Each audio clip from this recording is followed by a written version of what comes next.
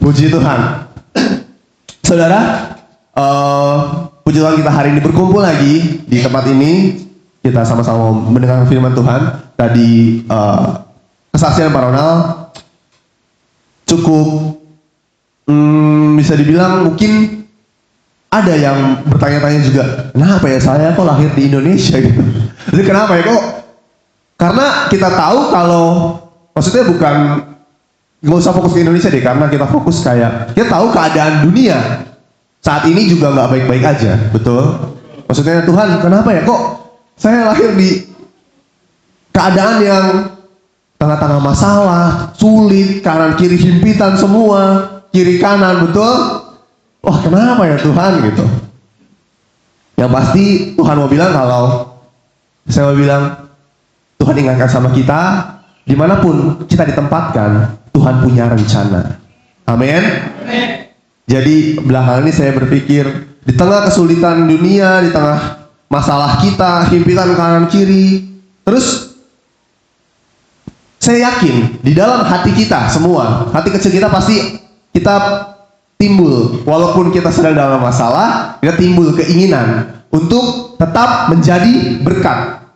Pasti kita bilang kayak, saya mau jadi berkat, saya tetap mau melayani Tuhan, saya walaupun dalam kesulitan saya tetap mau kok menolong orang, intinya menjadi berkat. Tapi jangan sampai kita punya perspektif gini, kalau kita mau menjadi berkat agar Tuhan memudahkan semuanya. Kalau kita jadi berkat, berarti Tuhan akan memudahkan semuanya. Kalau saya melayani Tuhan, berarti nggak perlu lagi tuh yang namanya ada tantangan. Nggak begitu. Saya mau bilang kalau itu adalah pola pikir yang keliru. Jangan sampai ada mikir kayak gitu. Sebab bukan berarti kalau saudara dan saya menjadi pelayan Tuhan, bukan berarti saudara dan saya kita mau menjadi berkat. Anda suka tolong orang, Anda murah hati, terus Anda bahkan melayani Tuhan, memberitakan firman Tuhan, menginjili, tapi itu jangan berpikir kalau semuanya akan baik-baik aja, semuanya akan lancar-lancar aja, semuanya akan mudah-mudah aja. Enggak. Amin. Itu sebabnya saudara, hari ini kita sama-sama mau belajar firman Tuhan tentang kisah orang yang tekun melayani Tuhan, orang yang sungguh-sungguh mau memberitakan Injil, tapi malah mengalami aniaya dan penderitaan. Sebabnya, saya bilang lagi, kalau hidup harus tetap jadi berkat, maka kita harus punya mentalitas kerajaan surga, yaitu kita harus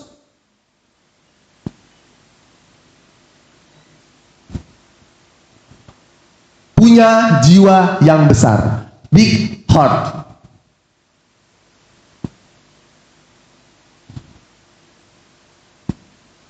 Punya jiwa yang besar, punya hati yang besar.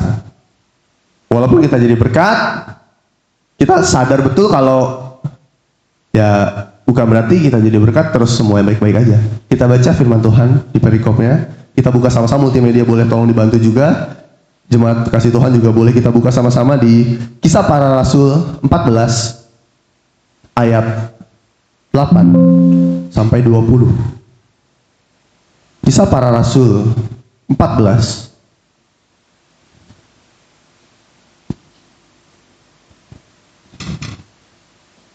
ayat 8 sampai 20. Saya akan bacakan, saudara yang dikasih Tuhan, silakan menyimak.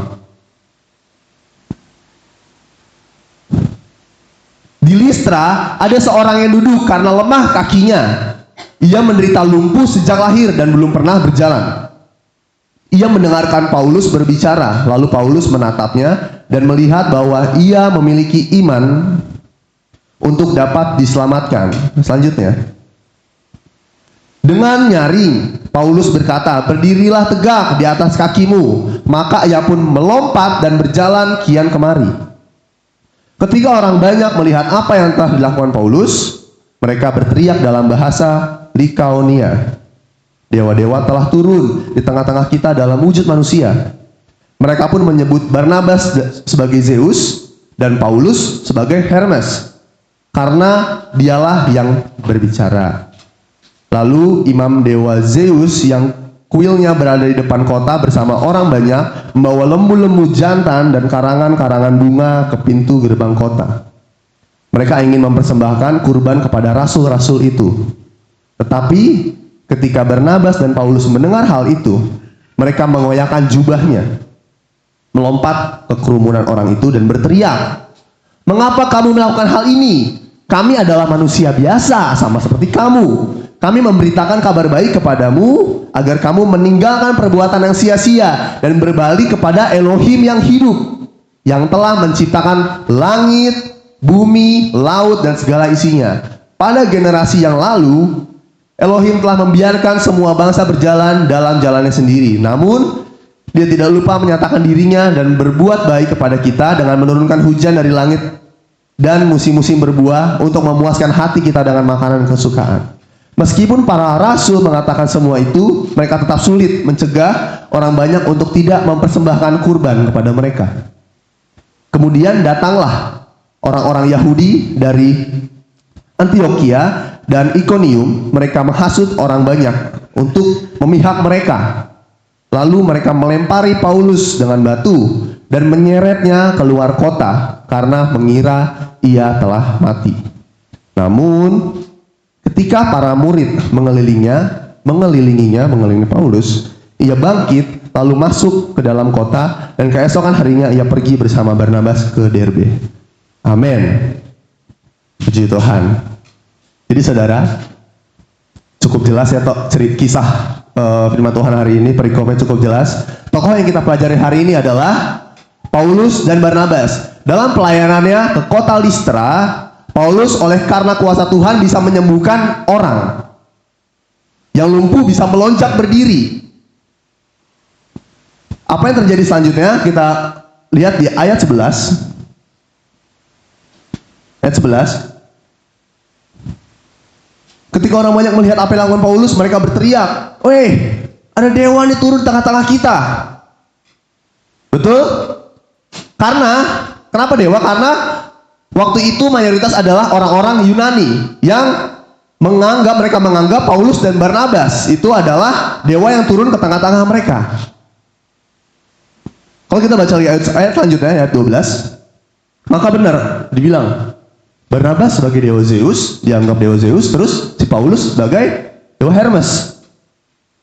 Emang benar di situ. Jadi si Paulus itu dianggap dewa Hermes, si Barnabas dianggap dewa Zeus oleh orang-orang di sekitar situ, yang mayoritas orang Yunani. Jadi orang Yunani pada waktu itu adalah orang yang menyembah banyak dewa, dan mereka dengan dewa-dewanya itu begitu hormat, begitu kagum, begitu luar biasa lah kalau dewa. Wah, makanya ketika si Paulus mengerjakan mujizat, dia melakukan mujizat melalui Tuhan pakai Paulus untuk mengerjakan mujizat, maka orang-orang itu langsung bilang, mereka ini ada dewa di sini. Waktu itu Paulus mau memberitakan Injil. Ya, hal pertama yang mau kita pelajari adalah ketika Paulus dan Barnabas dianggap sebagai dewa, dielu-elukan, bahkan dibilang dikasih karangan bunga, dikasih kurban. Respon mereka seperti apa?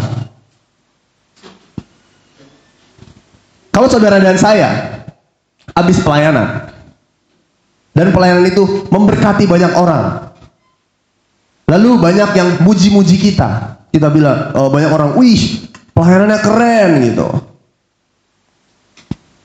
Bisa dalam bidang apapun. Kalau misalnya WL, "Wih, pelayanannya keren, WL bagus. Kalau WL kamu tuh berasa beda banget deh," gitu. Hadirat Tuhan turun. Kalau misalnya pemusik, "Wih, jago banget main musiknya, gimana?" Terus ada juga pendoa, "Wah, kalau ibu yang doa tuh kayak puisi, dengarnya indah," gitu. Gimana respon kita, respon hati kita? Kalau kita adalah pelayan Tuhan yang punya jiwa besar, maka hari ini kita bisa belajar. Kembali ke slide. Yang pertama, ketika belajar dari Paulus dan Barnabas, ketika mereka menerima pujian, mereka disanjung-sanjung, mereka ditinggikan, dielu-elukan, apa respon mereka? Kita belajar berarti berjiwa besar, artinya menolak pemujaan dan tetap menjaga kemurnian hati. Saudara, manusia itu dasarnya selalu cari yang namanya figur. Siapapun itu.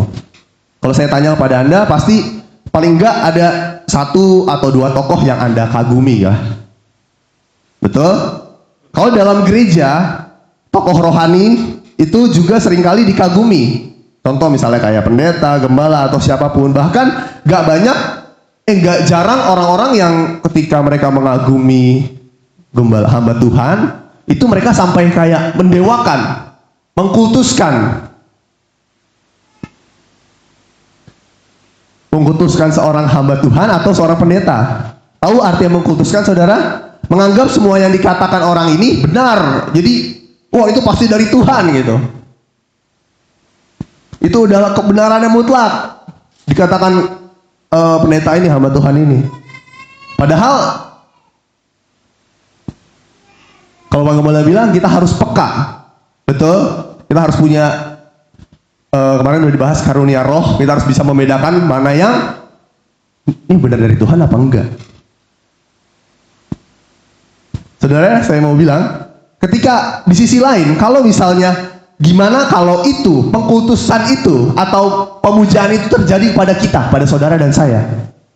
Ada orang yang begitu mengagumi kita, ada orang yang begitu mengidolakan kita, mengelulukan kita, apa yang kita buat dan apa yang akan kita lakukan, bagaimana respon hati kita. Maka kalau kita punya hati yang benar di hadapan Tuhan, kita akan selalu bisa jaga hati. Orang yang berjiwa besar akan menolak yang namanya pemujaan. Buktinya apa? Kita lihat saudara di ayat 14. Tetapi ketika Barnabas dan Paulus mendengar hal itu, mereka mengoyakkan jubahnya, melompat ke kerumunan orang banyak itu dan berteriak. Kalau kita diangkat, kita dipuji, kita dianggap sosok yang luar biasa, gimana respon hati kita? Karena kita belajar dari Paulus. Gimana ketika dia dipuji, dianggap dewa, diberikan karangan bunga, diberikan kurban, bukan Paulus senang, tapi apa yang dilakukan? Paulus mengoyakkan jubahnya. Kalau kita belajar budaya waktu itu, saudara, orang kalau mengoyakkan jubah itu artinya seperti orang yang sedang dalam menyatakan duka cita yang mendalam. Ingat waktu Ayub ketika mendengarkan dia mendapat banyak kabar buruk, dia mengoyakkan jubahnya. Daud juga ketika mendapat kabar anaknya Absalom mati, dia juga mengoyakkan jubahnya. Artinya duka cita yang mendalam. Tapi anehnya,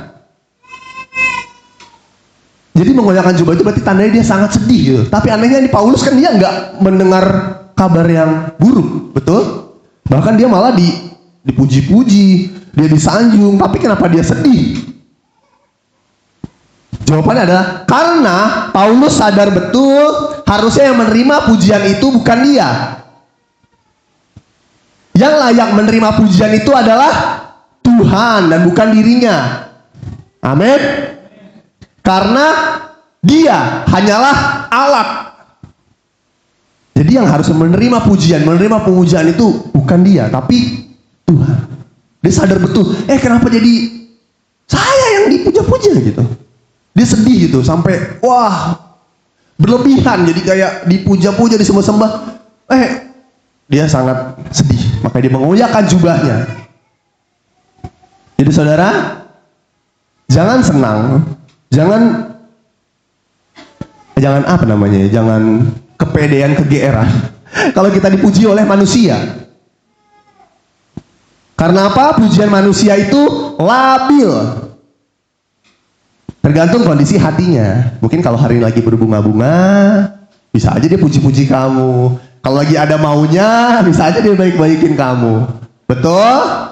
Karena manusia itu tergantung kondisi hatinya. Hari ini bisa memuji Anda, besoknya bisa merajam Anda. Wah, mama paling kenceng nih. Sering dirajam katanya. Pujian manusia itu bisa menjadi sesuatu yang berbahaya, saudara.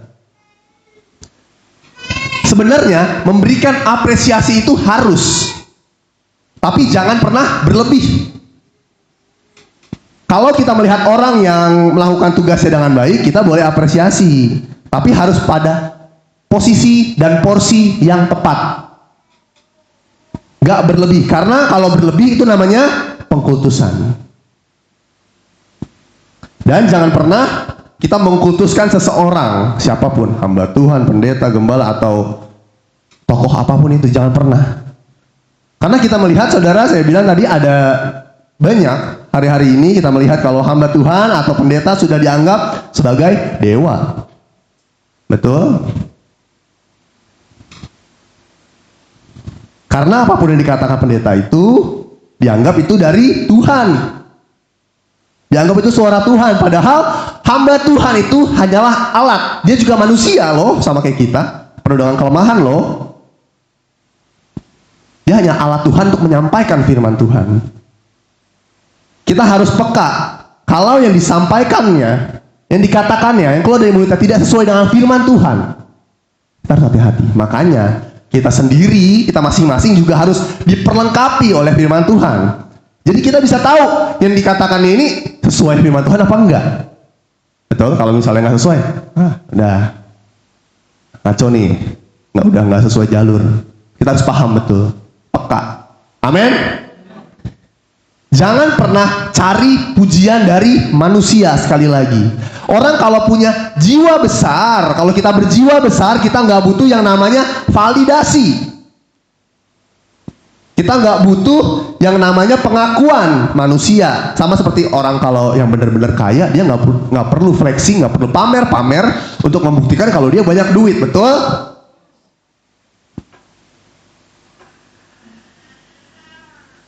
Orang yang jiwa besar itu nggak butuh validasi manusia. Karena sekali lagi, validasi manusia itu seringkali menjadi jerat dalam hidupnya. Ketika udah dipuji-puji manusia, pasti mulai muncul namanya kesombongan. Kita udah dipuji-puji, terus kita ngerasa, wah, saya hebat nih, saya dipakai Tuhan ya. Seakan-akan cuma dia doang yang dipakai Tuhan. Ini udah mulai muncul kesombongan. Lantas bagaimana kalau respon kita yang benar? Ketika ada orang yang muji kita, kita bilang, puji Tuhan, kemuliaan hanya bagi Tuhan. Amin. Bukan saya yang hebat, tapi Tuhan kita yang hebat. Amin. Puji Tuhan. Kita lanjut. Kita belajar selanjutnya. Berjiwa besar, artinya fast recovery. Di ayat ini tertulis kalau orang yang memuji Paulus itu adalah orang yang sama juga yang merajamnya, melempari dia batu. Bahkan mereka membuat Paulus sudah habis secara fisik. Karena yang namanya dirajam itu dilempari batu, baru akan berhenti kalau dia mati. Makanya dalam cerita ini Paulus diseret keluar karena apa? Dikira sudah mati. Lempari batu, dirajam karena udah dihasut. Padahal sebelumnya dielulukan, betul? Saya bilang tadi manusia labil. Hari ini bisa memuji kamu, besoknya bisa menjatuhkan Anda. Kesimpulan apa? Paulus dirajam, dilempar. Jadi Paulus tuh udah habis, udah berdarah lah, udah remuk. Karena dia bukan dilempari sama kerikil-kerikil kecil. Kalau sama kerikil kecil mah nggak akan mati. Sama batu. Makanya dia dibilang karena udah dikira mati. Berarti udah parah banget keadaan waktu itu. Coba bayangkan saudara. Berarti saat itu udah berdarah, udah hancur. Dia disiksa, dilempari batu. Namun ketika diseret keluar dan ditinggalkan karena dikira si Paulus ini udah mati, murid-murid mengelilinginya, kuasa Tuhan menaungi. Maka Paulus bangkit, berdiri, mau tidak berkuasa atas dia. Karena ada perlindungan Tuhan. Maka percayalah saudara, hari ini kita diingatkan lagi. Kalau kita sungguh-sungguh melayani Tuhan, perlindungan Tuhan selalu nyata atas hidup saudara dan saya. Amin. Jangan pernah takut saudara. Kita lihat saudara, kita lihat. Berjiwa besar artinya fast recovery. Ayat 20 coba. Namun ketika para murid mengelilinginya, ia bangkit lalu masuk ke dalam kota. Dan keesokan harinya ia pergi bersama Barnabas ke Derbe. Coba saudara diperhatikan baik-baik. Di sini ada kata-kata keesokan harinya. Hari ini dia dirajam loh, udah mau mati loh. Sampai dikira mati, berarti tubuhnya udah hancur, remuk, berdarah, udah habis. Tapi dia nggak butuh waktu lama untuk kembali melanjutkan pelayanannya. Dia bilang keesokan harinya. Saudara, saya mau tanya, kalau saudara dan saya jadi Paulus, butuh waktu berapa lama kita untuk recovery? Butuh waktu berapa lama untuk kita bisa bangkit lagi, ke pelayanan lagi? Ya, boro-boro bang, mau kayak Paulus, kita semalam kurang tidur aja sekarang nggak ke gereja, gitu. Semalam begadang malamnya, sekarang kita nggak ke gereja, ya gimana kayak Paulus gitu. Contoh yang luar biasa saudara. Hari ini kita belajar. Boleh dijawab dalam hati masing-masing. Butuh waktu berapa lama ketika kita disakiti orang, kita dikecewakan orang, butuh waktu berapa lama kita untuk bisa bangkit lagi, untuk kembali ke jalur Tuhan? Berapa? 1 minggu? 1 bulan?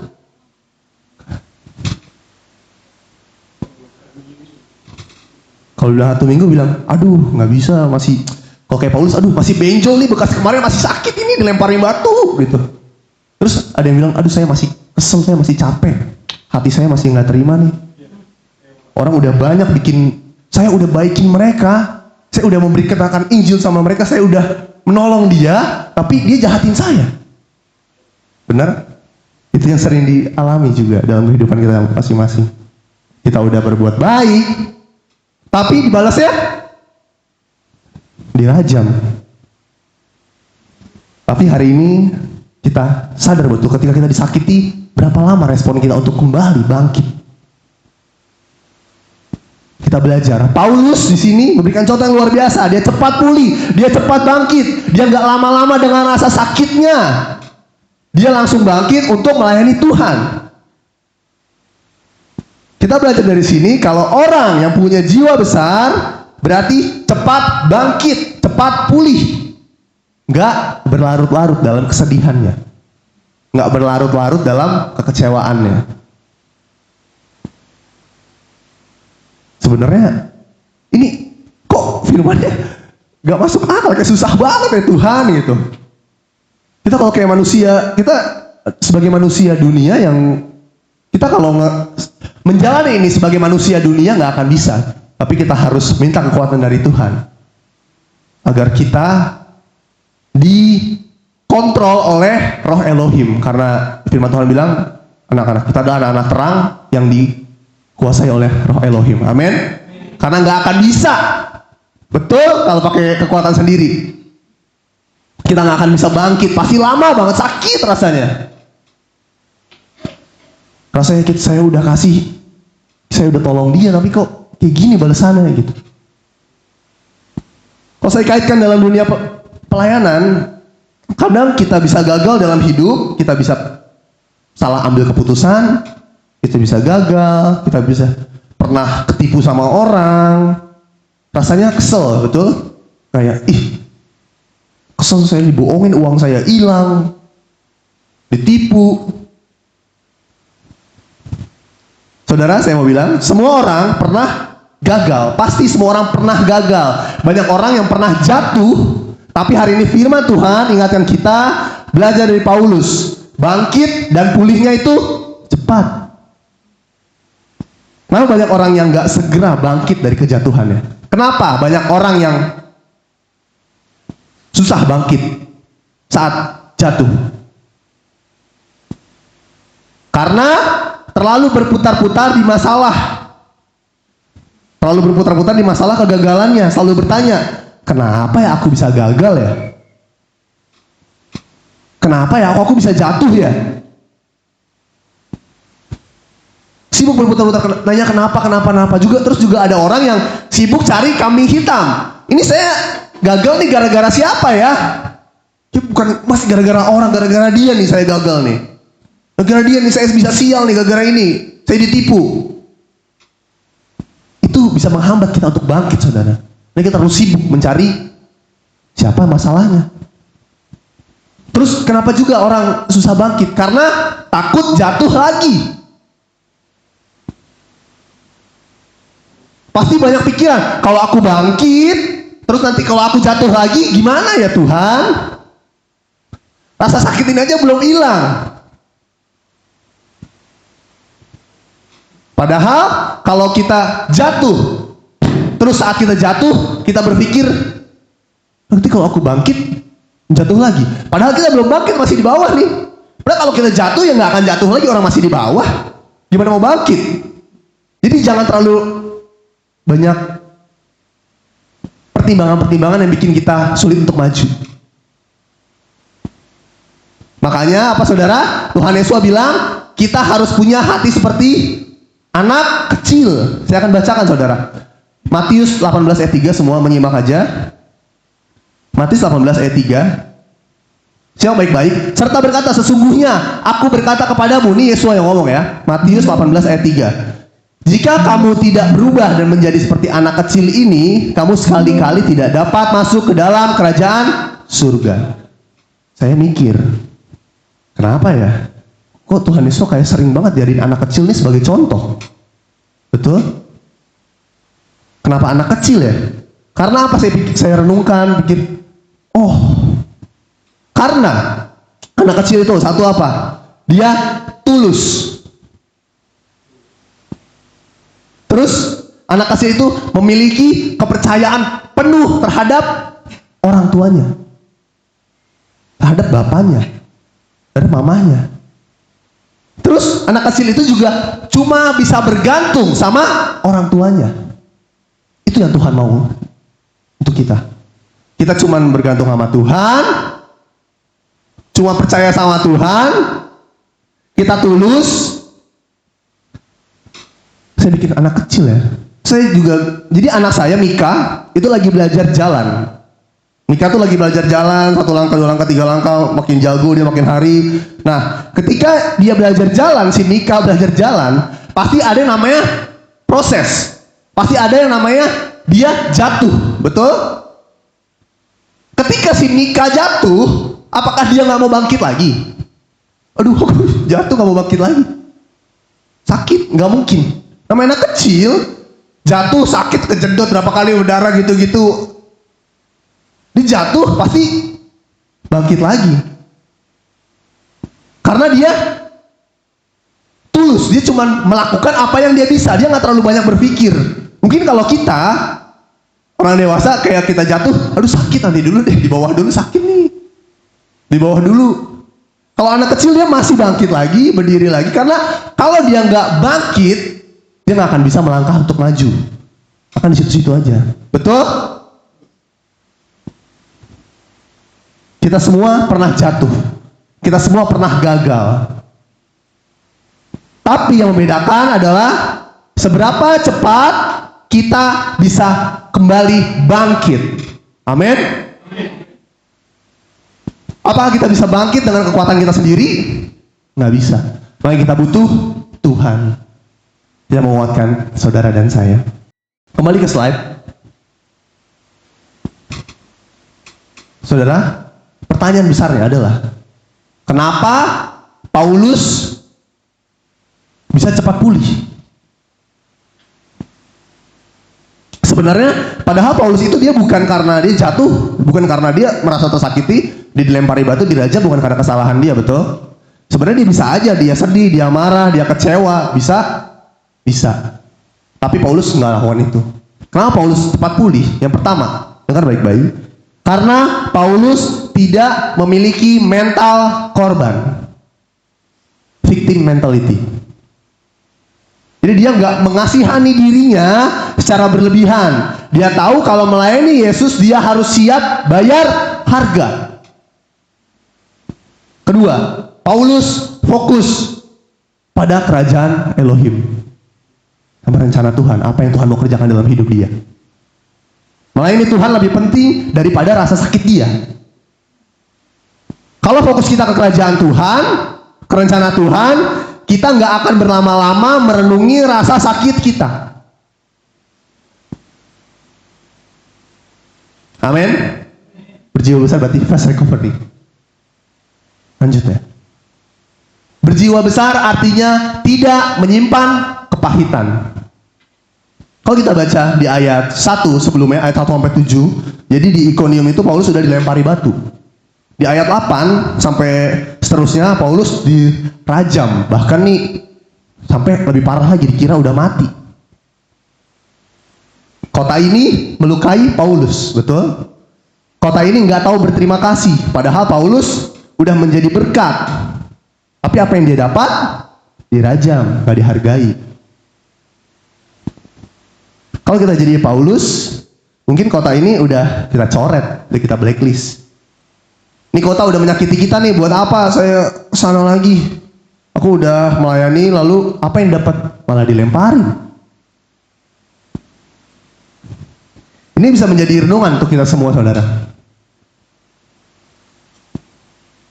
Ketika Anda sudah berbuat baik kepada seseorang, lalu orang itu mengkhianati Anda, mengecewakan Anda, apa yang Anda lakukan? Apalagi kalau orangnya orang dekat, yang dulunya mungkin bestie kita, teman dekat nih, bisa juga suami kita, istri kita, atau mungkin adik kita, kakak kita, orang tua juga bisa.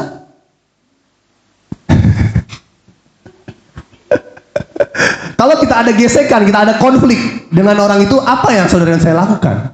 Kita lihat di ayat 21 ya. Next ya, tadi dibaca di bawahnya, kita lihat. Setelah memberitakan kabar baik di kota itu, di kota Derbe tadi, dan mendapat banyak murid, mereka kembali ke Listra dan Ikonium dan Antiokhia. Saat itu Paulus bisa aja bilang, aku mau kok mengampuni Listra, saya mengampuni Listra, tapi kalau disuruh kembali ke sana, no way, nggak mau. Kalau aku udah mengampuni mah cukup, tapi kalau untuk menjalin relasi lagi nggak mau saya. Bisa Paulus ngomong gitu? Bisa.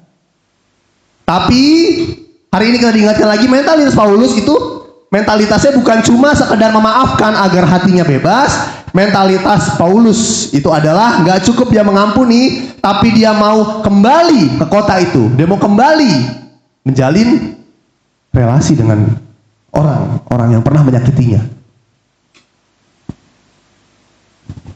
Bisa dibayangkan saudara, betapa besar hati Paulus untuk menerima kembali kota yang pernah melempari dia dengan batu, bahkan sampai hampir dikira mati loh.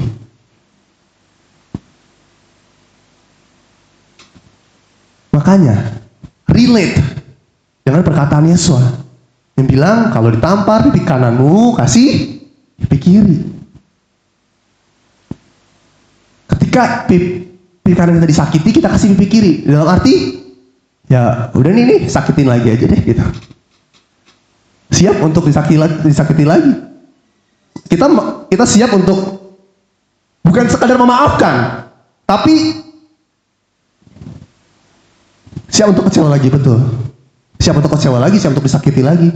Terus juga waktu itu saya pernah bawa firman tentang Petrus tanya sama Yesus, ingat yang dia bilang, Tuhan berapa kali untuk mengampuni? 7 kali. Terus Yesus bilang apa? Bukan 7 kali, tapi melainkan 70 kali 7 kali. Siap dilukai lagi? Bisa nggak? Kalau Anda sudah melayani Tuhan dengan tulus, lalu di tengah jalan ada kesalahpahaman dengan rekan sepelayanan, apakah Anda akan tetap melayani Tuhan?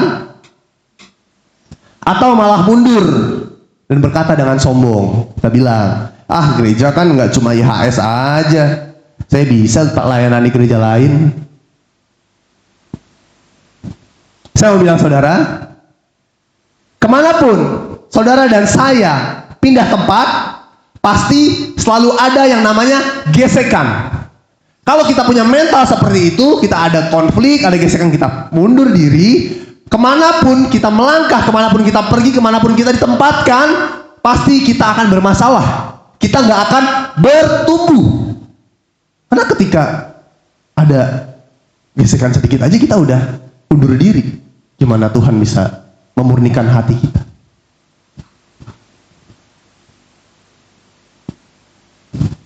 Paulus nggak menyimpan yang namanya kepahitan. Kenapa Paulus mau kembali lagi ke Listra? Kenapa Paulus mau balik lagi? Karena apa? Paulus mengasihi Tuhan. Dan Paulus mengasihi jiwa-jiwa yang ada di Listra. Saya mau tanya, saudara dan saya mau balik lagi ke orang yang pernah menyakiti kita?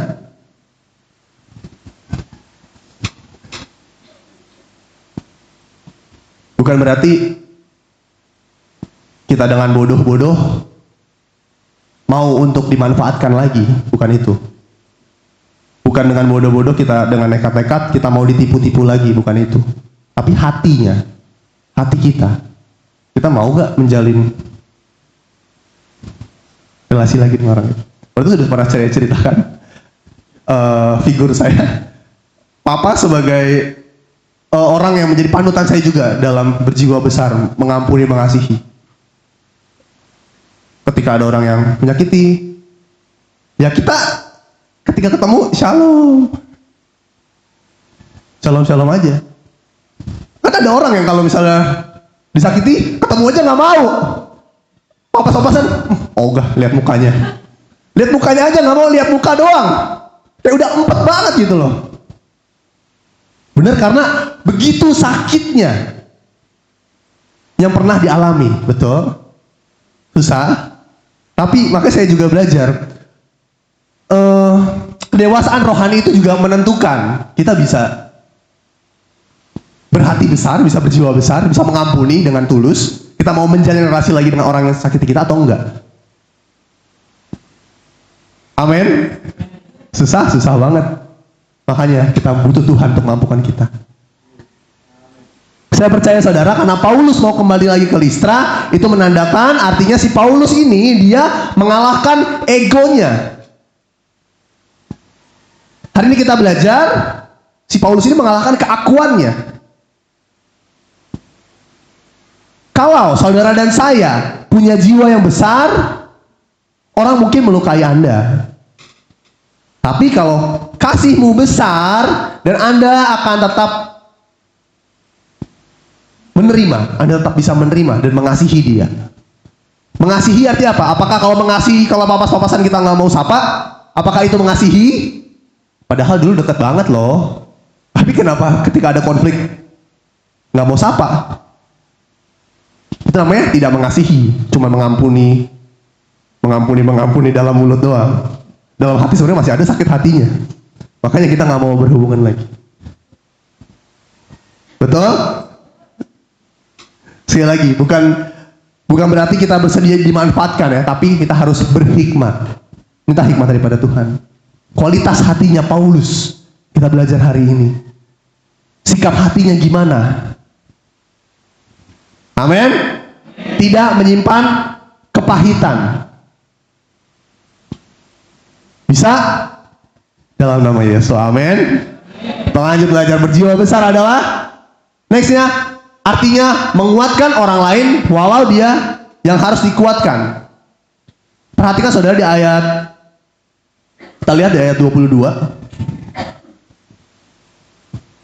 Mereka menguatkan hati para murid. Jadi Paulus dengan memberi nasihat agar tetap tinggal dalam iman dan mengatakan bahwa kita harus masuk ke dalam kerajaan Elohim. Nah, perhatikan saudara, saya mau tanya, kalau sebenarnya dalam posisi ini, dalam keadaan si Paulus dalam keadaan sebelumnya itu habis sekarat loh, habis dilemparin, harusnya siapa yang menguatkan siapa? Kan harusnya murid-murid menguatkan Paulus. Dia bilang, ayo Paulus semangat lagi ya, ayo, jangan trauma ya, tetap melayani Tuhan ya, semangat. Tapi ini enggak loh. Kita belajar. Berarti orang yang berjiwa besar, dialah yang menguatkan orang lain. Walau seharusnya dialah yang perlu dikuatkan. Banyak orang mau jadi saluran berkat, tapi nunggu dia siap dulu. Saya aja masih banyak masalah. Masalah ini, masalah itu. Masa disuruh mikirin masalah orang lain? Tuh. Tapi mentalitas jiwa besar justru mengambil inisiatif untuk menguatkan orang lain. Untuk menjadi berkat untuk orang lain. Ingat saudara, kisah Abraham dan Abimelek. Abraham belum punya anak puluhan tahun. Ketika Abimelek minta didoakan agar istri dan gundik-gundiknya nggak mandul, Abraham tuh bisa aja bilang, saya aja belum punya anak kok. Betul ya? Masa udah minta didoain? Saya aja nih berdoa puluhan tahun nih nggak dikasih anak, ngapain aku doain kamu? Aku aja masih ada masalah nih, masa saya doain kamu? Tapi ajaibnya, Abraham mendoakan Abimelek, dan apa yang terjadi? Abimelek punya keturunan loh. Setelah itu, apa yang terjadi? Gilirannya Abraham yang diberkati oleh Tuhan. Seringkali kita bilang, Tuhan, selesaikan dulu deh masalahku, baru aku mau jadi berkat. Saya belajar, gak ada kondisi yang indah dan sempurna untuk kita melangkah. Gak ada. Gak ada kondisi yang indah dan sempurna untuk kita kayak tunggu masalah selesai dulu, baru saya menjadi berkat. Karena dalam hidup masalah gak akan selesai. Pasti ada terus. Saya juga sekali lagi saudara, ini bukan berarti saya bersyukur, saya puji Tuhan, saya bisa banyak belajar dalam hidup ini, dalam perjalanan hidup juga, termasuk perjalanan hidup papa mama, Pak Gembala juga, Pak Gembala Ibu Gembala, saya belajar, banyak belajar. Kalau saya bilang tadi, gak ada kondisi yang sempurna untuk kita melangkah. Gak mungkin kita mau jadi berkat, tunggu masalah kita selesai. Mungkin Pak Gembala Ibu Gembala sering bantu kita dalam bentuk apapun ya, mungkin sering kunjungan atau mungkin kasih apapun itu, beras atau apa, berkat. Itu bukan berarti mereka nggak ada masalah juga loh.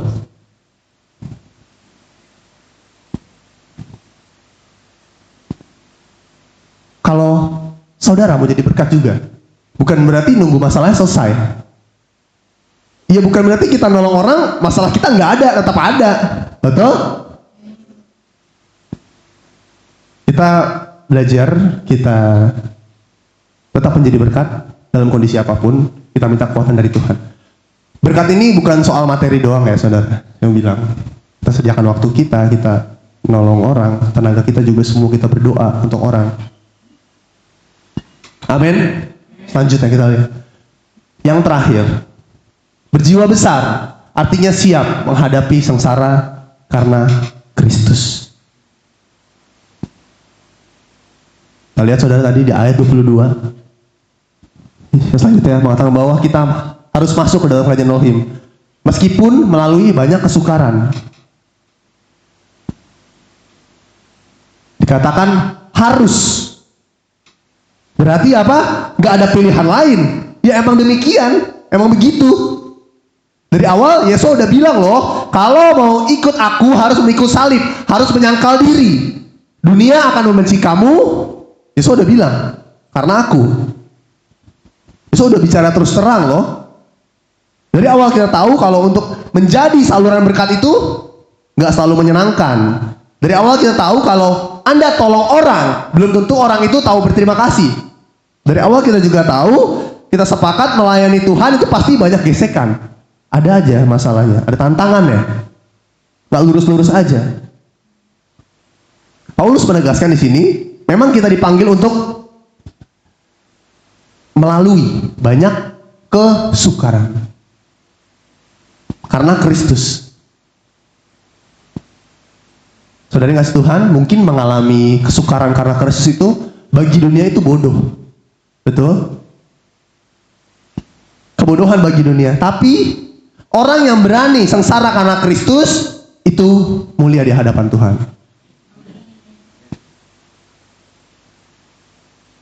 Anda melayani Tuhan, mungkin manusia nggak menghargai. Anda memberi, mungkin manusia nggak tahu, nggak ada yang tahu. Anda sediakan waktu untuk melayani, sediakan waktu kerjakan ini itu, mungkin orang juga nggak menghargai. Anda udah tolong orang, mungkin orang itu juga nggak berterima kasih. Terus kita udah siapin sini situ, mungkin nggak semua orang bisa menghargai hal itu. Tapi saya yakin satu hal, apa yang manusia tutup mata atas apa yang Anda lakukan, Tuhan nggak pernah tutup mata. Tuhan tahu sekecil apapun itu, sekecil apapun saudara dan saya lakukan untuk pekerjaan Tuhan, firman Tuhan bilang apa? Gak akan sia-sia. Gak akan ada yang sia-sia, saudara. Amin.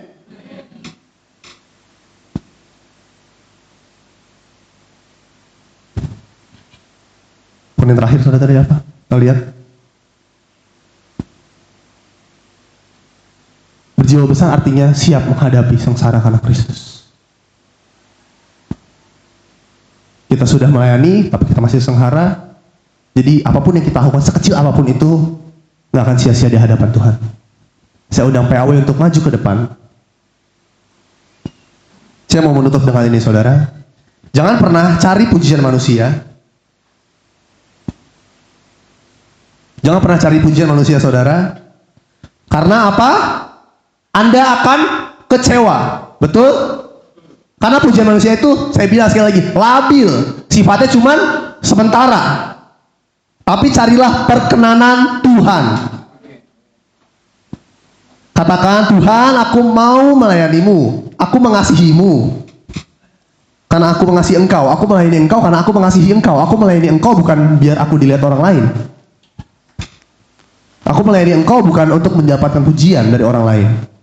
Aku ikut engkau bukan untuk dielu-elukan sama orang, sama manusia. Tuhan, aku mau jadi saluran berkat-Mu, Tuhan. Aku lakukan semua ini untuk kerajaan Elohim. Saya percaya, saudara, Tuhan selalu melihat sekecil apapun usaha yang Anda lakukan untuk pekerjaannya. Kalau Anda melakukan hal yang tampaknya remeh dan sederhana, lakukanlah dengan setia. Karena Tuhan tak melihat. Hari ini kita belajar apa aja, saudara? Poin-poinnya kita lihat. Pertama, berjiwa besar artinya menolak pemujaan dan tetap menjaga kemurnian hati. Kita lihat respon Paulus ketika dia dielu-elukan. Responnya gimana? Dia menolak pemujaan itu. Dia bilang, bukan aku ini aku manusia biasa doang, tapi Tuhan yang layak ditinggikan. Next, berjiwa besar artinya fast recovery. Paulus yang tadi dipuja-puja, ditinggikan, dielu-elukan, tapi dalam hitungan menit, hitungan jam, sebentar doang, dia langsung dirajam oleh manusia. Langsung dijatuhkan, yang tadinya dia menjadi berkat, dia menolong orang, dia langsung dijatuhkan, dia langsung dirajam. Tapi Paulus berjiwa besar, makanya dia fast recovery. Dia cepat bangkit, walaupun dalam keterpurukan, walaupun rasanya sakit banget tadi sudah jadi berkat, tapi kok malah kayak gini yang saya dapat. Saya udah menolong orang itu, tapi kok ini yang saya dapat balasannya. Paulus tidak berlama-lama dalam penderitaan, dalam kekecewaannya. Dia mau bangkit, cepat bangkit, karena dia tahu melayani Tuhan lebih penting dari rasa sakitnya. Amin. 3, berjiwa besar artinya tidak menyimpan kepahitan.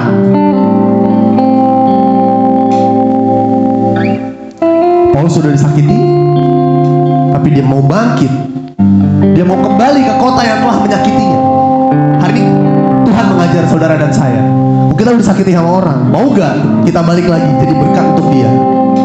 Mau gak kita jalin relasi lagi sama dia? Tidak cukup memaafkan doang dalam mulut, tapi jadi berkat. gak menyimpan kepahitan. Keempat, berjiwa besar artinya menguatkan orang lain walau dia yang harus dikuatkan. Dan tadi Paulus udah habis dirajam, tapi dia tetap menguatkan murid-murid. Walaupun dalam kelemahannya, dalam keterbatasan, dalam rasa sakitnya yang belum sembuh nih, dia mau menguatkan orang lain. Kita juga belajar, walaupun kita semua hari ini dalam keterbatasan, dalam kelemahan, dalam kekurangan kita belajar mau menjadi berkat juga untuk orang lain. Yang terakhir, berjiwa besar artinya siap menghadapi sengsara karena Kristus. Dari awal Tuhan udah bilang, mengikut aku, kita harus pikul salib. Mengikut aku mungkin kebodohan bagi dunia, karena Tuhan. Kita tetap mau kan? Tapi Tuhan janjikan apa? Tuhan gak janjikan, sekali lagi, Tuhan gak janjikan jalan kita mulus-mulus aja. Tapi yang Tuhan janjikan penyertaannya nyata dalam hidup saudara dan saya. Walaupun dalam lembah, dalam padang gurun, mau dalam kita lemah, kita sehat, Tuhan selalu menyertai saudara dan saya. Saya udah semua bangkit berdiri.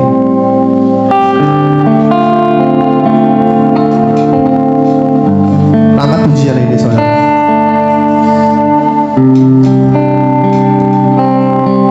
Tuhan, hari ini saya tidak mau lagi ragu-ragu untuk melangkah. Saya tidak mau lagi berlama-lama dalam